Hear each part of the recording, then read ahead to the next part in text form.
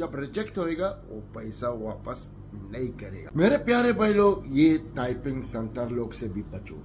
आजकल इन लोग क्या करते हैं, इन लोग अभी खुद आते सोशल मीडिया में वीडियो बनाते, सबको ऐसा बात करते, आओ हम लोग वीजा लगाएगा, आओ हम लोग ऐसा करेगा, आओ हम लोग।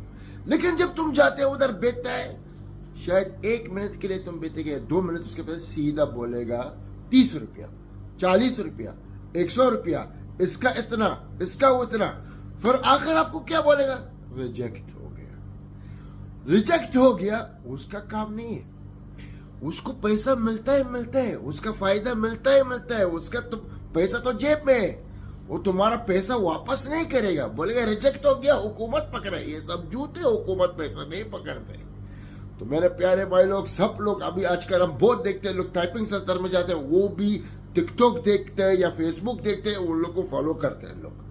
ये लोग सबसे बड़ा चोर लोग हैं, ये किसी के ऊपर हेल्प नहीं करते। आप लोग जाओ और देखो, सीधा पैसा मांगेगा, और जब रिजेक्ट होएगा वो पैसा वापस नहीं करेगा, और झूठ बोलेगा कि हुकूमत पकड़ते है, हुकूमत नहीं पकड़ते।